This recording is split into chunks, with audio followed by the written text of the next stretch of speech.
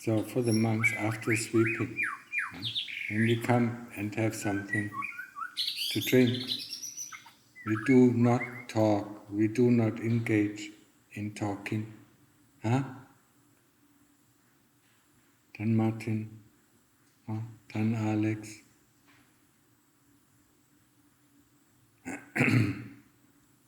Also for the lay people, it's better not to talk. You just take your coffee, or whatever, your drink it, and then go back and practice. Yeah, Windy? It's so easy to get into talk. In the moment we start talking, we talk and talk and talk, and then we go and sit in meditation, and this talk is going on and on and on and on. It is not conducive to our practice. Have you not noticed that? Luang Por still remembers, he was just ordained for a few months, and was sitting down with Ajahn Panya discussing something about the visa, and then Luang Da Mahabua came, and he said to me, he told me, I'm your teacher,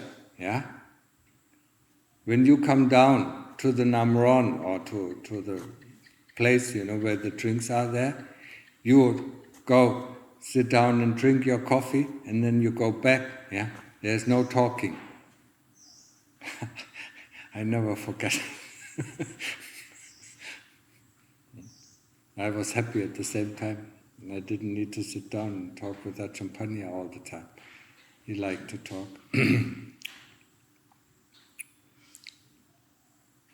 Is it clear? Yeah?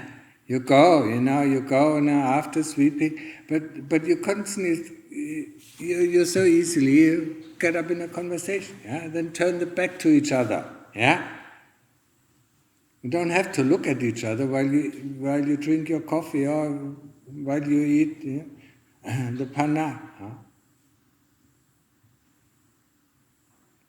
So how is our new monk doing? Straight? Yeah, exactly the same, but with skirts. Get used to. Yeah. So, Catherine, you like the place here? It's very nice, peaceful. Very peaceful, yeah. Until you see your unpeaceful kilesas. Coming soon. I think once I get enough rest, it will come up. Yeah. That's the advantage of this place, It's so peaceful, it's so quiet. The only thing that you see is your kilesas coming up. And they are not really peaceful. Constantly necking like little children, I want this, I don't like this, But we like these kilesas, If it is too quiet, we get bored, we get afraid.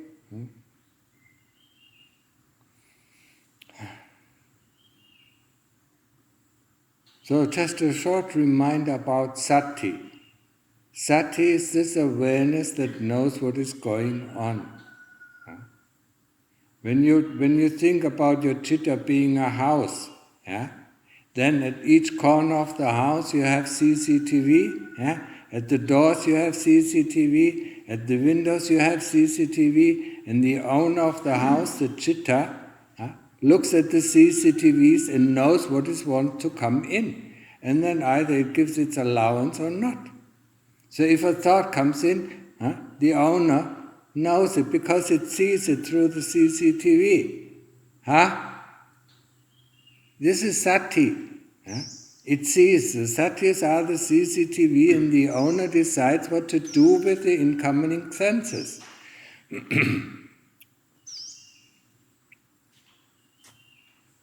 They are called, these windows or doors are called the sense doors.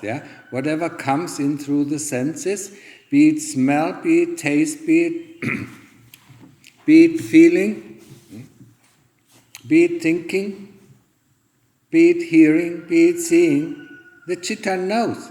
And then it says, yes, okay. Or it says no. You can't come in. You have to protect. I mean, the Lord Buddha talks always about, protecting our sense doors. Yeah? So think about Sati being the CCTV that alarms you when something is coming in, yeah, or wants to come in.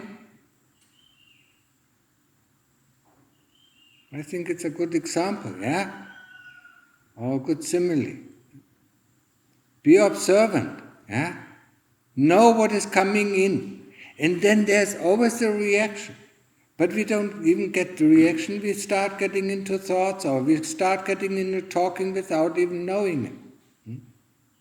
Because there's no CCTV, or the CCTVs are broken, yeah? Most of them are broken, yeah? Once a while, they flick up, and then we notice something, what is going on, and then they break again, yeah? Very fragile. Yeah? So this sati is, we have to develop it. We have to know before we think that there's a thought coming up. Is that understood? And this training we have to do. So, in order to develop sati, we have to go into samadhi where the mind is quiet, where the thinking stops, and where the memory coming up of memory stops as well. Once it is quiet, we can see. We hopefully see the sati, knowing what is coming or knowing what wants to come in. We do not protect our sense doors. We are constantly reacting to whatever senses. If it is cold, then we react like this. If it is hot, we react like this. If somebody starts talking to us, we talk back, and so on and so on. Or if the sense, if there's a sense when you sit in a group and have a coffee or drink something. Then there is a sense of fear that nobody talks, and then you start talking. It's an uncomfortable feeling. It's a feeling of dukkha. And we have this dukkha, from the moment we wake up. We don't want to get up, that is dukkha, yeah? Then we feel hungry, it's dukkha. And then we feel thirsty, it's dukkha. Then we feel uncomfortable because it's too hot, it's dukkha. Then we feel too cold, it's dukkha. It's always dukkha, dukkha, dukkha all the day. But we don't notice it. All what we notice maybe is, our reaction to dukkha.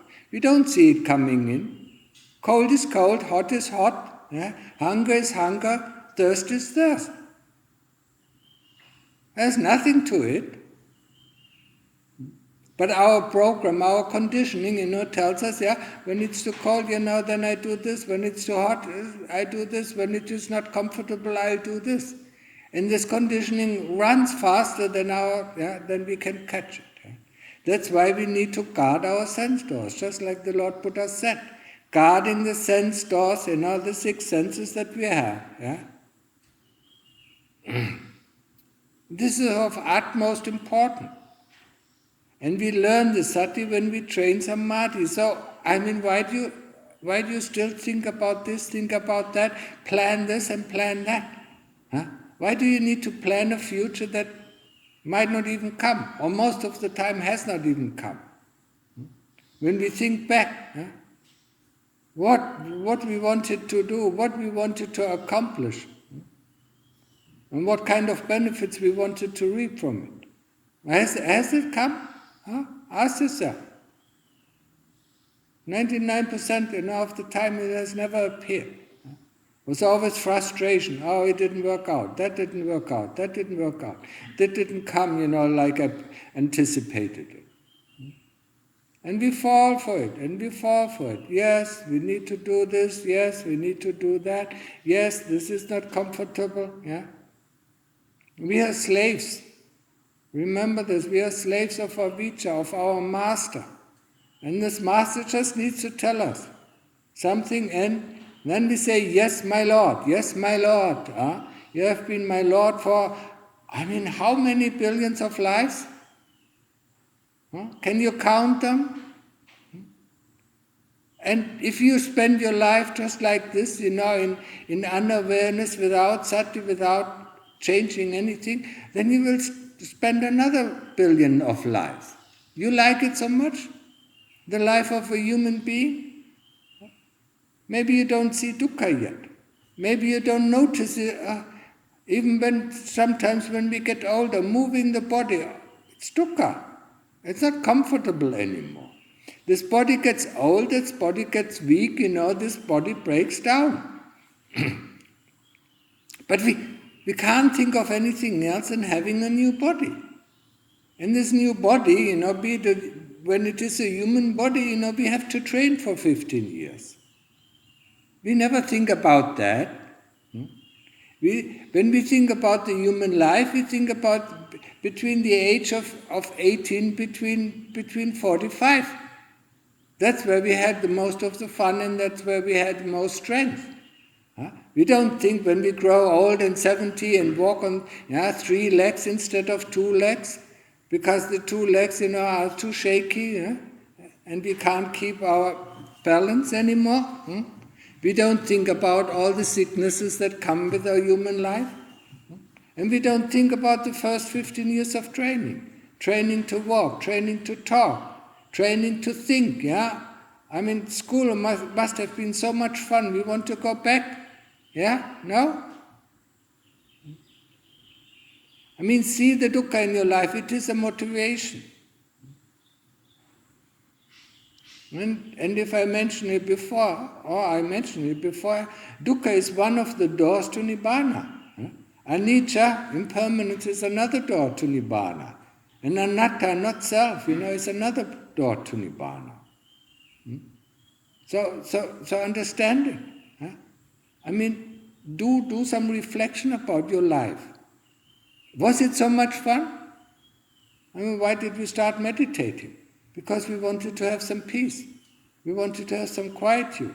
Or we wanted to have some happiness. And all these things arise in the heart. Happiness, unhappiness, sorrow, pain, frustration. They all arise in the heart. And all our life we were running outside, looking for problems, looking for things that cause our sadness. Never realized that the sadness or the frustration arises within our own heart and has nothing to do with the outside things. The outside things might be a trigger for this sadness to arise or depression to arise or whatever. It might just, be a trigger for a memory, and then we suddenly get frustrated again. And so on. All these things are within the heart. And that's our main purpose. First of all, we have to find the way to our heart or to the citta. And this is, by quelling all thoughts and memories. Why do you still think the thought that you have thought 1,000 times or maybe 1,000,000 times? It's still the same thought and you still think it? You're not getting bored of it? Not saying, this thought has come 1,000,000 times, why do I still think it? Is there something enticing about this thought that we need to think it over and over and over again? And is there some effect, that this thought has? Without speech and without action, the thought is just a thought. It doesn't change anything. We can think of being a millionaire, but that doesn't change anything. It's just a thought. Or we think, lots of people, who take up meditation classes think, they're already in nibbana, so they don't need to do anything. But has it changed anything? They're just thinking. They're living in their imagination. This kind of thinking, living in their imagination or living in another universe. Probably a parallel universe where they don't realize what is going on in the real universe. Thinking is it's not real. What you feel is real. A thought itself is real. But the contents of a thought is not real. We can think this, we can think that, and we don't even realize how often we contradict ourselves. One thought is like this and the other thought is like that. Just the opposite. But you don't catch it because, there's not enough Sati. So when you go and do walking meditation, stick with the Buddha or stick with the breath and replace every thought that comes in with the Buddha or with the attention on the breath. That's all. I mean, it's so easy. It's so easy. The instruction of meditation is so easy. You have to do it. It's just so difficult. The mind instantly goes away. Wants to do this, and it is always in the future or in the past. It is never in the present moment. The moment a thought comes, we are not in the present moment. We don't see what is going on. So Sati, that's where all the CCTVs are broken. We start to think about this, think about that, and the CCTVs are broken. We don't even catch anything that goes on in the heart. Only when thoughts and memories are stopping, then we know what is going on in the heart. So what is it so difficult? Ask yourself. And please, do in the evening, do some reflection of what is going on in your life, or what was going on during the day. This is essential to understand, and to see the tricks of how the kilesas are tricking you. Today my concentration is not good, let's do something else. Huh? And in the evening you realize it was just a trick. They tricked you. The moment it gets, just remember this, the moment it gets difficult, that's when our practice takes a lot of, can get a lot of fruit. Becomes really fruitful. When it's really difficult, the more difficult it is, the more we have to fight, the more we can learn. We don't learn if it is easy. We just sit down there and abide in the serenity of the calm. What have we learned? Nothing. But it was nice. Huh? And then we go in again, it is nice. But while we are in the serenity of this calmness, we don't realize what is going on. Because our Sati has not developed. Sati knows, Sati is the one who sits behind all, or on the screen, and looks at all these CCTVs. Yeah? There are 6 CCTVs for the 6 senses. Looks what is going on. And then sees also, the reaction towards his senses. Oh, I don't like this. Oh, I like this. Oh, I want this. Oh, I want that. Oh, I want to think about this. Oh, I want to think about that. Oh, this thought is coming. That's the owner. That is what we have to develop. And the Sati is the 6 CCTVs, that look, they observe the 6 sense doors. Is that understood? Huh? So practice. Develop Sati. Once the mind is calm, we start to know, how the breath is or how the Buddha is. That's how we develop Sati. Knowingness, awareness or knowingness of the breath or knowingness of the Buddha. Is the Buddha fast? Is the Buddha slow? Is the Buddha deep? Or is it shallow? Is it the beginning, at the middle, or at the end? The breath, the same thing. Is it the in-breath? Is it the out-breath? Is the in-breath longer or shorter than the out-breath? Or is it the out-breath at the beginning or at the middle or at the end? But we are too lazy to do that.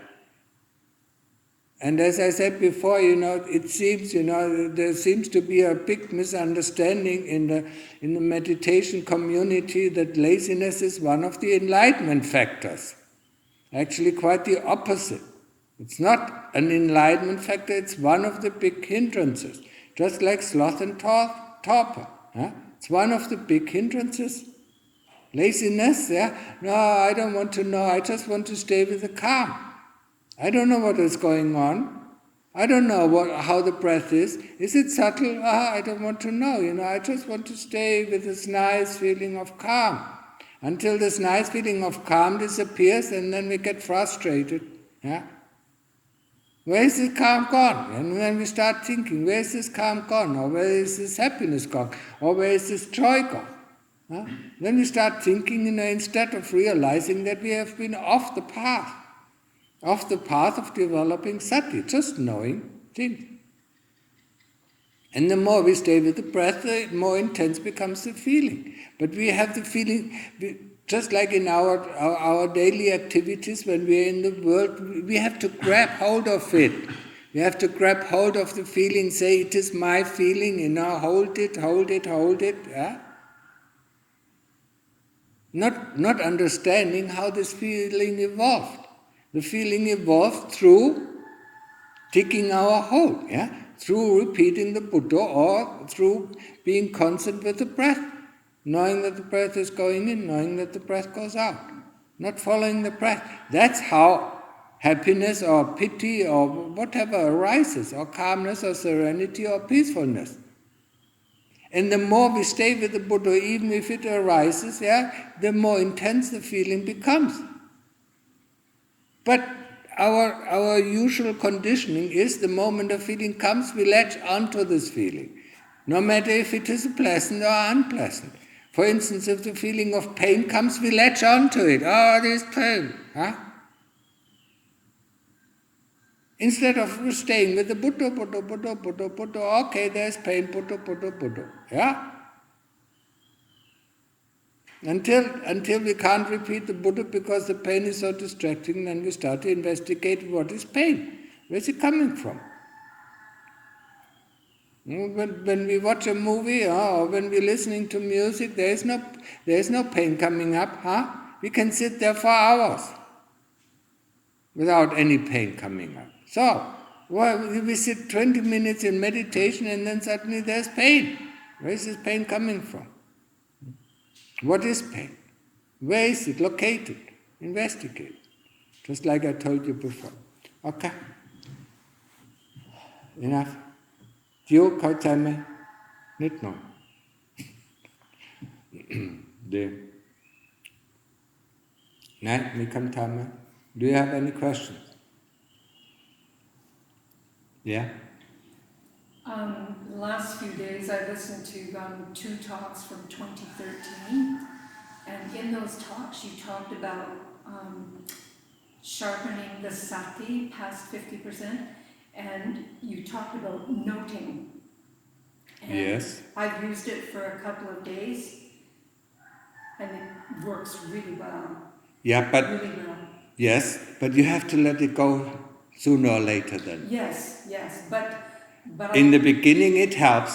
Yeah. It helps us, concentrating on what is going on.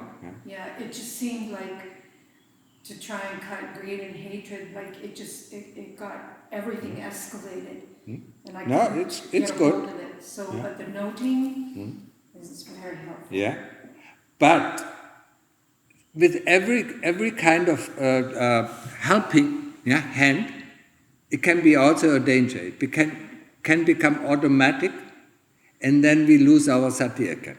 In the beginning, when we install something, the sati sharpens, and then after a while, the noting becomes a habit, and while we're noting, we're doing something else. Yeah? And that's where it becomes a danger. Okay. So just use maybe for a couple of days. Yeah, just for a couple of days, or sometimes maybe for a couple of weeks, it depends, yeah.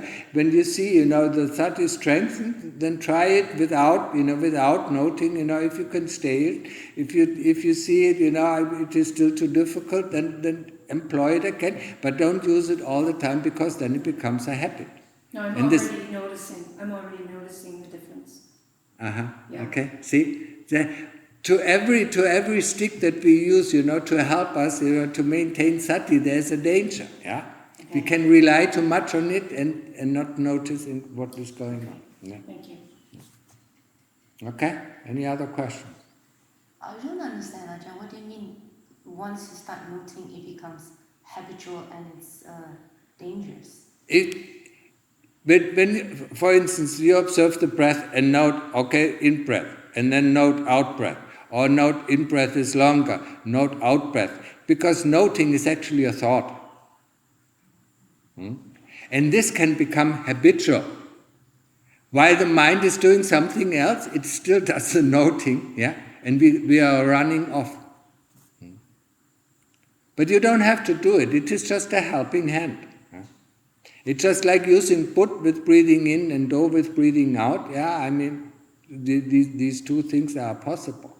So noting is a thought, what is happening. And that spurs up sati, yeah, this awareness. If you just observe the breath, we get easily, swayed away. But if you note, this is the in-breath, this is the out-breath, now the in-breath changes to the out-breath, now the out-breath changes to the in-breath. This strengthens our sati, our awareness of what is going on. But if you do it too long, if you do it, overly, then it becomes a habit, and while the mind is straying away. But doesn't that lead you to another phase? While you're doing that, it automatically leads you to a more concentrated, and then you stop noting. Yes, if it helps you stop noting, and then are you still aware of the things that are going on? Yes. Yeah, then it's okay. I mean, it's just like when you use put with breathing in and do with breathing out. Once you get concentrated, either the Buddha falls away or the breath falls away, and then you stick just with the Buddha or just with the breath. And that's the same thing with noting. If your concentration starts to increase, noting will become too difficult, and anyway. Noting, know anyway. So you don't need the noting anymore. Okay? Thank you. But it can be helpful, especially for people who are too lazy. I'm not saying that you're too lazy, I'm just talking about everybody. It is very difficult to develop the sati. People don't realize they want to stay with the breath, because it feels comfortable, leads them to a certain kind of calmness, but they don't want to know what is going on in their heart. Because that is an effort, this is the effort to sharpen the knife.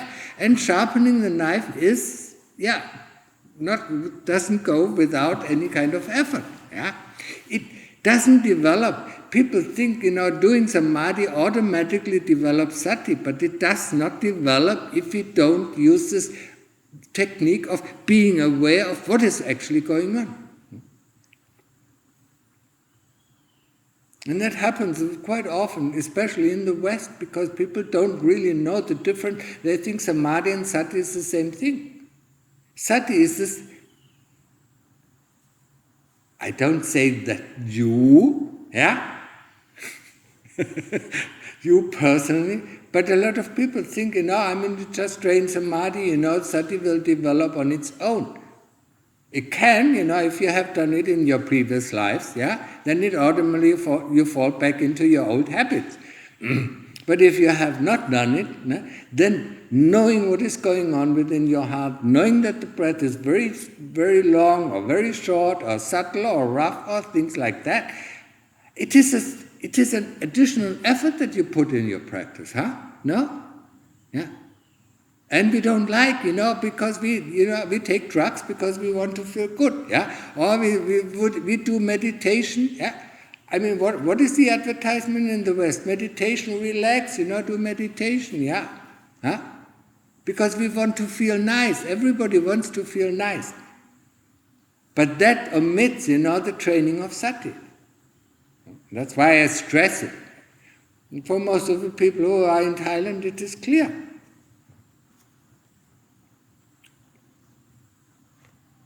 Okay? So, at least do a few hours, rest, because you are completely worked up, you're still in your world of, needing to do this, needing to do that, very active person, so you have to really calm down. How long are you going to stay? A few days? Until the 13th. What? 13th. 13th or 23rd? No. 13th. 1, 1, 2, 3 days. Oh. That's not enough. I know. You can't let go of this world, You have to. Okay. See? It has you in your grip. Avijja has you caught up.